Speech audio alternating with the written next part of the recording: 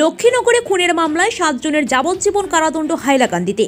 হাইলাকান্দি 26শে ফেব্রুয়ারি খুনের মামলায় 7 জন অভিযুক্তকে যাবজ্জীবন কারাদণ্ডে দণ্ডিত করে হাইলাকান্দি জেলা ও দায়রা জজের আদালত।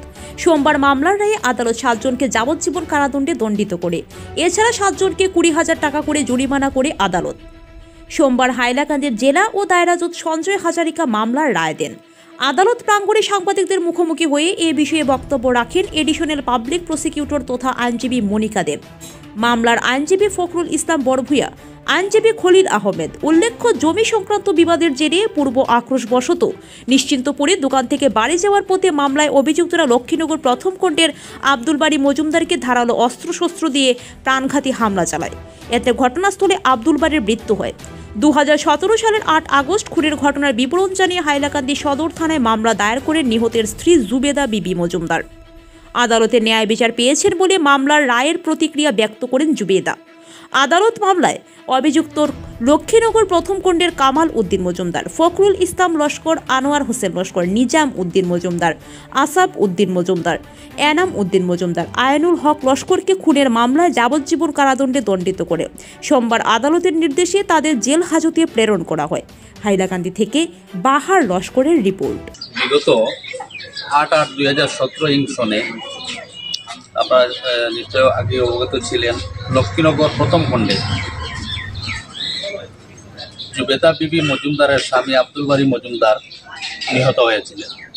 ওই পরিপ্রেক্ষিতে জুবেদা বিবি হাইলাকান্দি থানায় এজাহার দায়ের করেছিলেন, যেটা এফআইআর নাম্বার 476/2017 আর রেজিস্টার্ড হয়েছিল 147, 148, 149, 341, 326, 302 IPC against Kamal Uddin Majumdar and other 6 persons।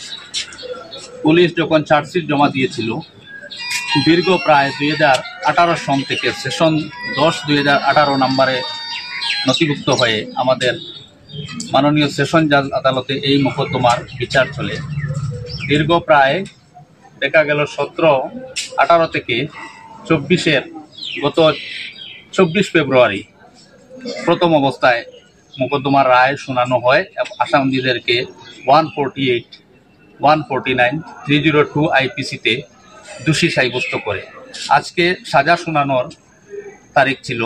মাননীয় সেশন জাজ আদালত মিস্টার সঞ্জয় হাজারিকা 148 ধারায় আসামিদেরকে 3 বছরের কারাদণ্ড দিয়েছেন এবং 302 IPC ধারায় যাবজ্জীবন তৎসঙ্গে 20,000 টাকা করে প্রতিজনের জরিমানা ধার্য করেছেন। এই ভুক্তভোগী ফ্যামিলি দীর্ঘদিনের প্রতীক্ষার পর তারা ন্যায় বিচার পেয়েছেন। আমাদের সঙ্গেও রয়েছেন এই ভুক্তভোগী নিপীড়িত ফ্যামিলির সদস্যরা। সত্যি তারা আজকে খুব আনন্দিত, তারা ন্যায় বিচার পেয়েছেন এবং তাদের যে আদালতের প্রতি যে আস্থা ছিল তাও আজ আরও ভালোভাবে সুদৃঢ় হয়েছে। মোকদ্দমা পরিচালনায় আমার এডিশনাল পিপি মনিকা দেব ছিলেন, সঙ্গে আমরা অ্যাসিস্ট্যান্ট হিসাবে অ্যাসিস্ট করেছি উনাকে আমি ফখরুল ইসলাম বড়ভূয়া এবং আমার বন্ধু খলিল উদ্দিন লস্কর। এই মোকদ্দমায় প্রায় 15 জনের মতো সাক্ষী নেওয়া হয়েছে, ইনক্লুডিং MO অ্যান্ড IO। মোকদ্দমায় একটা সাফাই সাক্ষীও দেওয়া হয়েছিল, কিন্তু সব আদালতের যে সাক্ষীবাদী এসেছে প্রসিকিউশনের পক্ষেই প্রমাণ হয়েছে এবং দোষী আসামিরা আজকে সাজা পেয়েছে। ধন্যবাদ। স্যার, কামাল উদ্দিন মজুমদার এখানে বর্তমানে শোনা যাচ্ছে কামাল উদ্দিন মজুমদার কোর্টেরও একজন প্রসেস সার্ভার ছিল। উনি এই ঘটনার ভিত্তিতে ওনাকে ওখানে বর্তমানে উনিও বর্তমানে জেলে আছেন। আমি আসলে আমি খুব ন্যায় বিচার আমি খুব খুশি পাইছি, আদালতে গেছি আমি মানে আপনি বিচার পেয়েছেন। এতদিন আপনি বিচারের অপেক্ষায় ছিলেন, অবশেষে আদালতে ন্যায় পেয়েছেন। আপনার নাম কি? এটা সম্বন্ধে আপনি কি মতামত দিতে চান বর্তমানে? আমরা তো ধরেন প্রসিকিউশনের কেস হিসেবে যতটুকু সম্ভব আমরা অ্যাসিস্ট করেছি থেকে। আমরা ভুক্তভোগী পরিবারকে ন্যায় পাওয়ার মর্মে প্রচেষ্টা করেছি এবং মাননীয় আদালত সব সাক্ষীবাদী নিয়ে এবং তা প্রমাণ করেছেন। আজকে তাদের বিরুদ্ধে যে সাজাটা দিয়েছেন আমরাও খুশি এবং ভুক্তভোগী পরিবারও খুশি।